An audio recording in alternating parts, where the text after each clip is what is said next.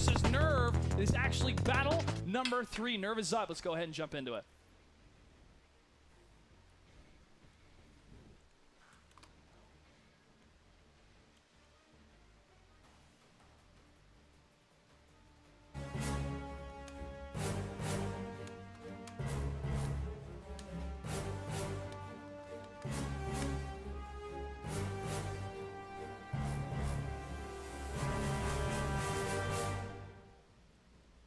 All right, gentlemen, as we said, Nerve is up 2-0 so far. We started the game on the hour, so we don't want the players to wait till it's forever for us. This is a high-tension match for EC because they are down. Greetorp, are you going to be okay? I'll be fine. Okay. 3 AMX 5100s, 2 IS3s, and 2 T1s over on the side of Ehrmahgerd Caernervern. 2 AMX 5100s, 2 IS3s, and a T69 over on the side of Nerve. Important to note, the KV5 has a 0% win rate so far in WGLNA. Ehrmahgerd Caernervern was one of the main teams that used the KV5, and as you can see, they've forgone that this time around. Really? It's 100%. Not counting the qualifiers? 100% loss rate in the WGLNA. Okay, good to know. I'm impressed by this. I hadn't heard this one before. Well, we're having a lot of stats that we're adding for all the different plays. Also, if you have some great plays, some great scouting tactics, maneuvers, or maybe some derpy ones as well, make sure to send those to us at WGLNA@herolevel.com. We're going to have some great gold and premium to give away for people that send in some great videos. And you can upload them to YouTube and send us a link that way. Also, we'll enter you into a drawing to win the M22 Locust, one of the premium tanks or World of Tanks of the American line. Interesting. We don't have any movement from Nerve. Is there some sort of disconnect? No, they are just taking up any strong camping positions around their cap. Gotcha. And at the same time, it looks like Ehrmahgerd Caernervern's decided to do a reverse of what we've seen before. It's pushing from the north to the south, down the one line. Durasta leading that charge in the parade of IS-3s and AMX 5100s. Durasta's going to poke just around the corner, sees nothing, fires though, because he does see something. Does it hit? No. No HP has been taken down from Nerve. They're going to push a little bit further in here. And as they try to move closer, buildings are going to get some cover for him. Marsh 166 does take the first hit. And he is down 1134 HP at a 1500. Trouble to himself at 1000. Taking some hits himself, but Marsh staying close next to Jen Scott, who just got hit himself as well. Some shots being traded between these two folks. Marsh gets hit again, 836. No first blood yet, but now Train Noob gets hit as well from Urtai up in the front center. I like the positioning of Ehrmahgerd Caernervern a lot better. You know, you might say, yes, there is good turtling positions, but when it comes down to it, hey, those IS-3s are going to get to choose when they want to strike with their alpha damage or not. So Durasa, whoa, what are you doing? Going straight in. Yeah. And he's going to be flanked by Marsh now. Durasa going to just give up his life. I'm not sure. Well, Urtai did help out getting that AMX 5100. Now Urtai's moving in. In fact, needs to get around the other side here. Urtai, one more shot. He's going to go down. Jen Scott, one more hit from the rear from Beck. He could get it. He needs it. Jen Scott is reloading at this time. He's clipping. He goes down. However, Lechero gets a kill against Urtai. EC has 25, Nerve 26 on the tier points here, but they just take down another one from Nerve, 18. They're being capped. That's why. There is a tier 8 all the way on the other side. That's why Durasa went so fast into there. Lechero is going to drop pretty soon here, but he's going to probably take out Red base has been captured. Red base has been captured, and that's it. This is going to be a victory for Nerve. Quick capture. He had to move in there to try to stop it, but Nerve was able to take it down 3-0 against EC. Wow. Really passionate guys over there on Ehrmahgerd Caernervern. I'm sure they're not happy about this loss. No, I'm sure they're not at all.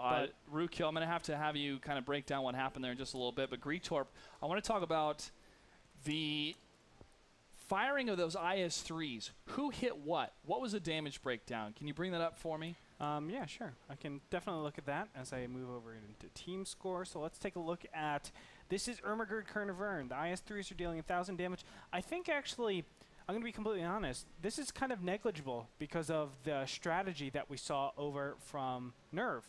And I want to refer actually to Randall and also talk about the T1 setup for Ehrmahgerd Caernervern, because they basically said, I'm not defending against any east side pushes. Yeah, that was a big mistake for Ehrmahgerd Caernervern, and that's what probably got them all capped out. Yeah. Not defending their own base, and that big push got discovered way too early. Being discovered like that, you should abort a push that's going to take that long to come and actually engage into the enemy. Because I believe early on in the map, Ehrmahgerd Caernervern did spot a few tanks, and I think they were hoping to run into the rest of Nerv earlier in their push, but when they didn't have enough people back at base, and it is, I'd say, probably harder to defend the north when you haven't got that prep.